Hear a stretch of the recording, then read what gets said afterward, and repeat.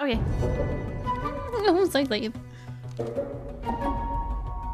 Hi, welcome to Playground Games, where I'm thrilled to share our very first deep dive into a game we've been making here for a really, really long time. Fable.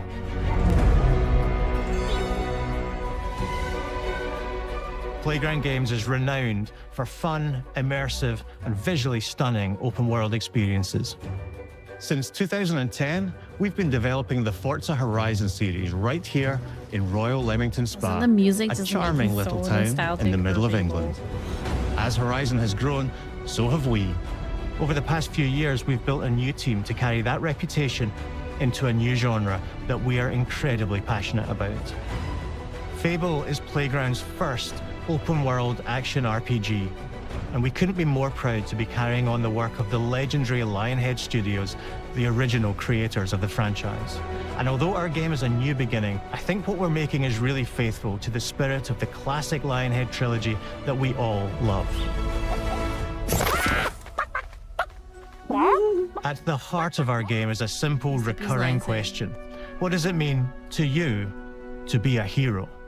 Our game is about choices and their consequences. It's packed with action, drama, British humour, moral dilemmas, and quite a few chickens. All of this combines in a fairy tale which could only be Fable. In classic Fable fashion, you begin the game as a child, growing up in the sleepy rural village of Briar Hill. It's here that in a moment of extreme danger, your heroic powers first emerge, and we discover that you are Albion's first hero in a generation.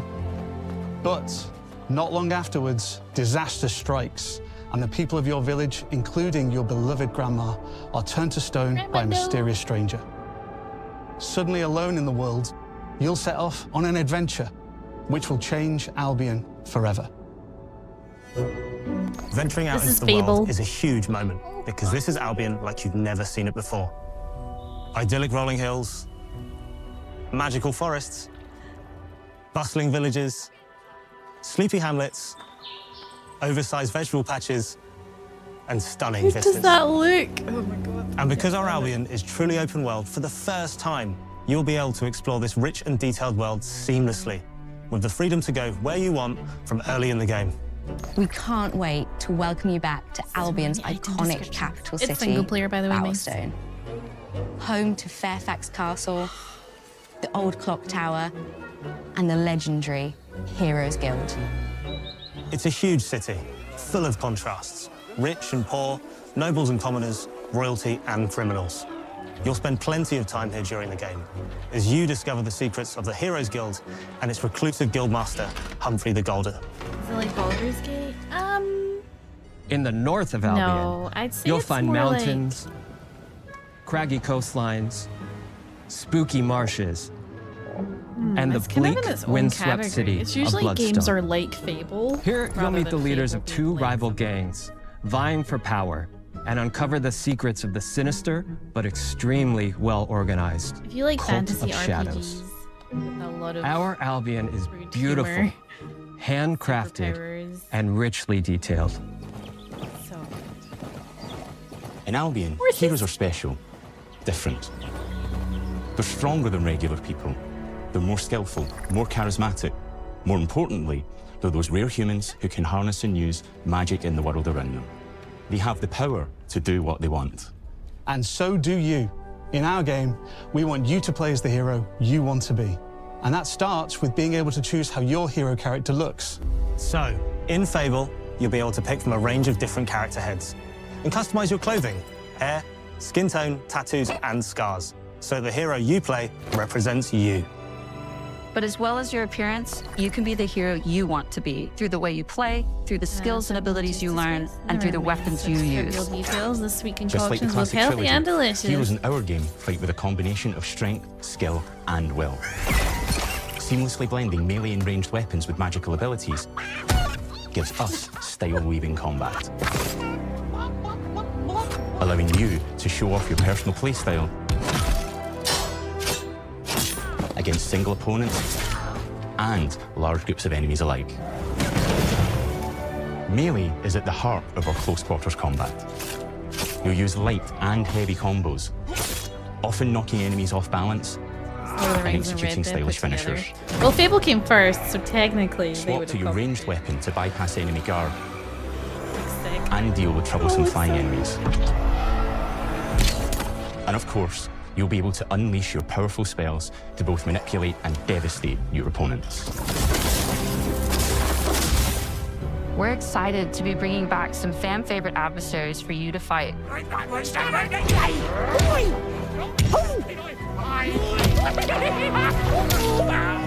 Hobbs are back, as are Balverines, Hollowfolk, and Trolls. And we're adding brand new enemies too, like this fearsome cockatrice, a giant Fable came before Lord of the fire-breathing Rings. chicken. Yeah, the first Fable Each was enemy like... family is different, with their own weaknesses to exploit and defenses to overcome. But with my all God, the unique early tools in your 2000s? combat toolbox, it was on the original how you defeat Xbox. your enemies is up to you.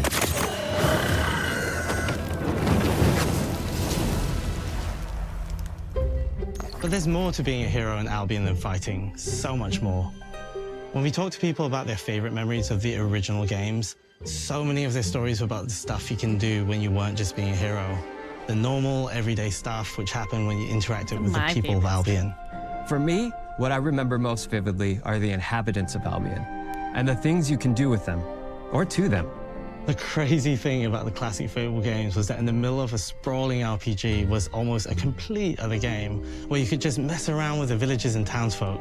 And we've built that same experience in the middle of our game too.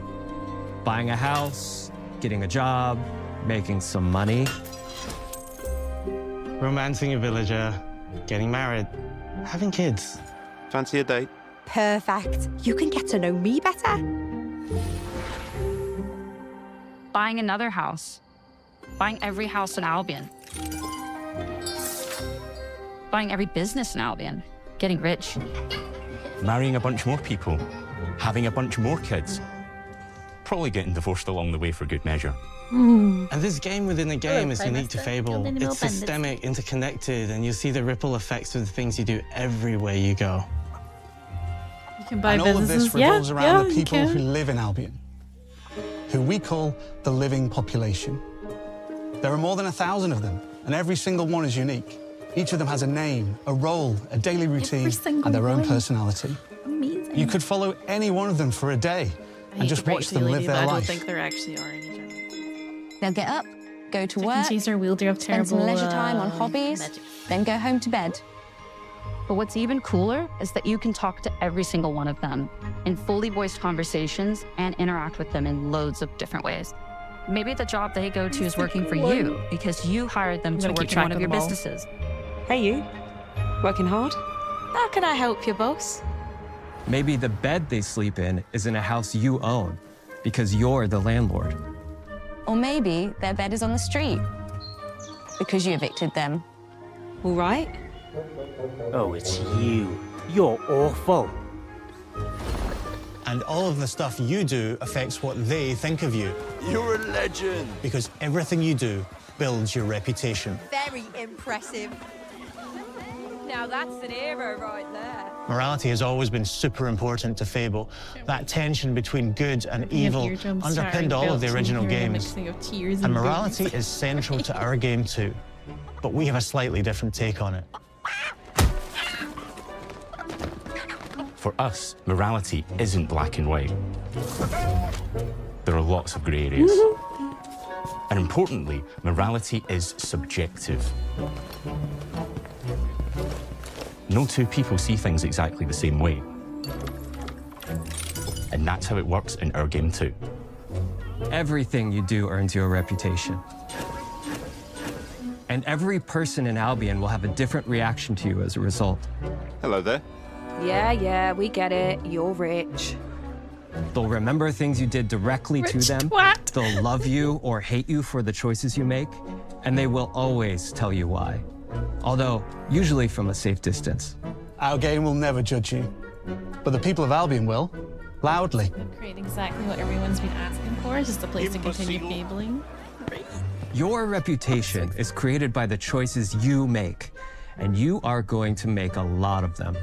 big choices, little choices, moral choices, and some choices that will actually change the landscape of Albion for the rest of your game. We call this idea, Your Choices Change the World. Let's give you an example.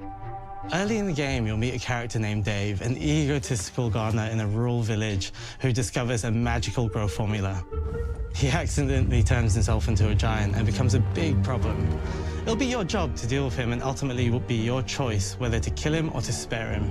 If you kill him, his giant corpse will lie on the farmland just outside of town for the rest of the game. And that is going to affect house prices. It will also affect what a lot of the villagers think about you. Especially Dave's sister. In Fable, the choices you make will define you. What does being a hero mean to you? At Playground Games, we've built a pedigree for beautiful, immersive, open-world experiences. Yes, they've typically involved sports cars, but this is a passion project for all of us here. Every member of this team, which we've built from scratch, has two key things in common: a deep love for the franchise and a burning desire to bring it back. We're making this for Fable fans just like us, but also to introduce Fable to gamers who've never played the series before. It's been great to finally tell you a little about the game we're making. There'll be much more to share as we get closer to our launch. I'm excited to tell you today that Fable is coming to Xbox, PC, and PlayStation in autumn 2026. From all of us here, thanks for watching. Yes, I can't wait. I can't wait.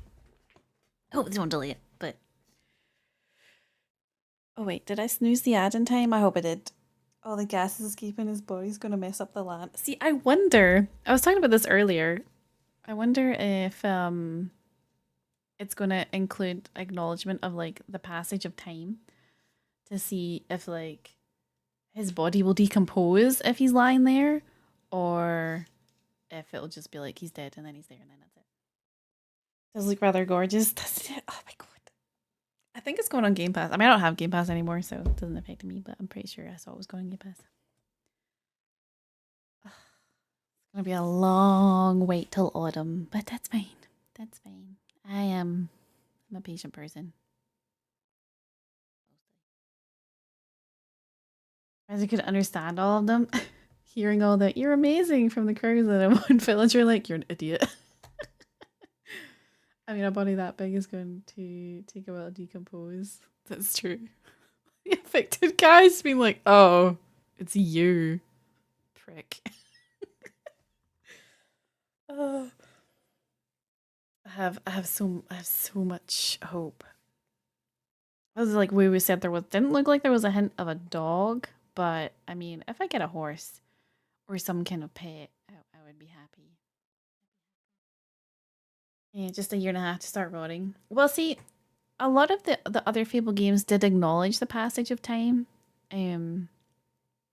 especially when it matched like your real life passage of time, because there used to be a hack for the second game where you would put all your money into the vault and then fast forward your Xbox's clock to like as far as it would go, get all that money, take it out and put it back in your pocket, and then like repeat the process so that you could become like a bazillionaire super fast.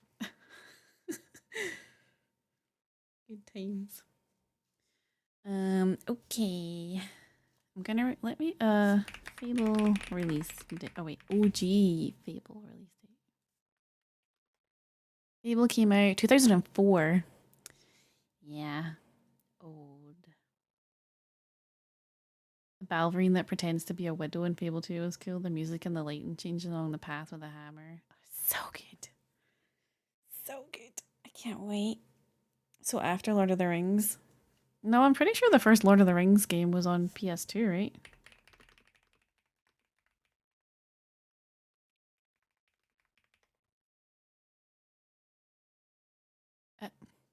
Apparently there's one coming out this year.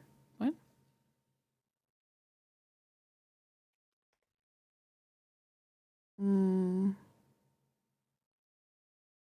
Oh, well, we don't count the movie ones because they were just copy paste of the movies. So the first official Lord of the Rings game after the movies was 2007 with Lord of the Rings Online.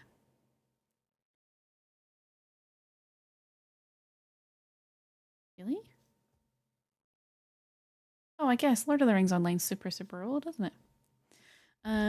No worries, Heron. Good night. Good night. Thanks for dropping by. Wait, what day is today? Thursday?